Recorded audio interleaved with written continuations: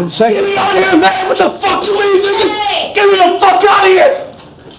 Hey, get me the fuck out of here, man! Let me get my leg. Get me out of here, man!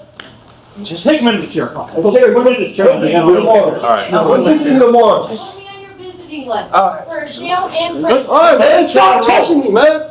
Well, I'm not doing shit, man! I'm not doing shit! Go on, chair. I'm not doing shit! First and foremost, I'd like to apologize to the courts for appearing before them today. I'd like to apologize to the victim in this case. I'm not going to use alcohol or drugs as an excuse for anything. However, alcohol was a main factor in this case.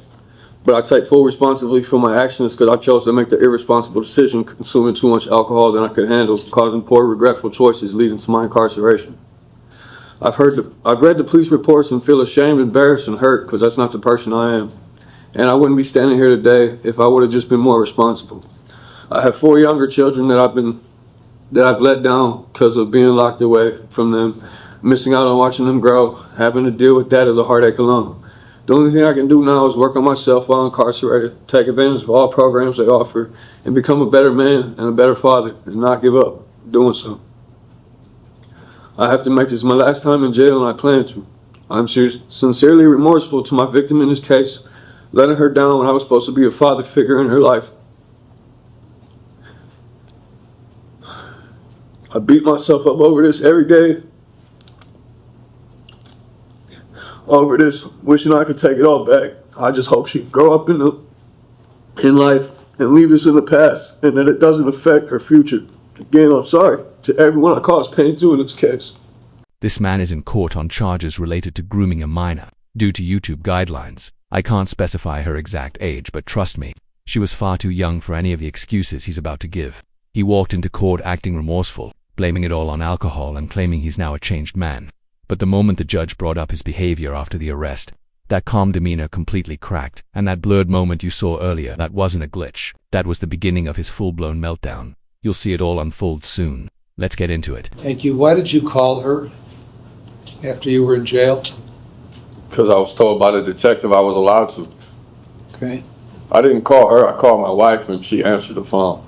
All right. And what contact did you have with her about retracting her statement or modifying her statement? It wasn't retracting. We talked about counseling, going to counseling and stuff, because that was something that they was talking about making them do, and something she said she didn't want to do. Well, trying to, whether directly contacting her or contacting her through your wife, was wholly inappropriate. And it was further evidence of you trying to take advantage of her at that young age, like you did when this happened. Now she had asked the detective if she could have contact with me when this case was all started. Then when I went to my preliminary hearing on February 11th, I asked the detective and he told me the same thing. All right. Well, you're experienced enough in the system to have the wisdom that you shouldn't have been contacting her. Okay. In talking to her, having about anything having to do with this case. So, you've in your statement you say you apologize to her, but then in the pre-sentence report you talk about how you don't believe you did everything you're accused of doing and wanted to take this to trial. What's that all about? I don't remember exactly what I said, Your Honor, but what I was saying was I don't have recollection of what happened the night of. So I wasn't admitting to, I don't know what happened. Now he's walking a very dangerous line, admitting just enough guilt to seem cooperative, while dodging the specifics. That's not remorse, that's strategy. The moment he says he can't remember, he's telling the court he's more focused on self-preservation than accountability. In a case this serious, that's all it takes to wipe out any credit he earned earlier for showing remorse. And from the judge's tone, it's clear he just switched gears from listening to sentencing. And trust me, he's not about to go easy. So did you or didn't you do this stuff? Yes. Okay. And I gotta tell you, it doesn't get much worse than this kind of stuff. I understand. And I would note in the record that in 2009 or 2010, you were sentenced to prison on a burglary, released on judicial release, and then returned to prison after a violation of the judicial release.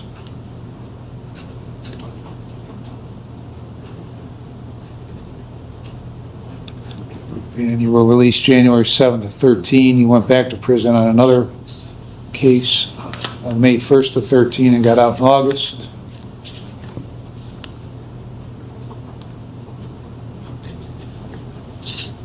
Went to prison on an attempted burglary, trespass in a habitation, breaking and entering, June 23 of 16 through August 5 of 18.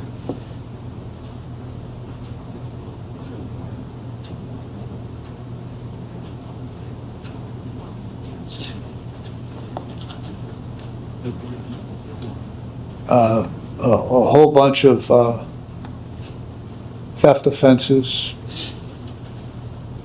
between that last prison sentence and where you are today. So you've had a lifetime of criminal activity, but none worse than what has occurred here. So I've reviewed the pre-sentence report and a victim impact statement. I've considered what you have said, what counsel has said, and I've also considered that they've made a joint recommendation of 96 months in prison.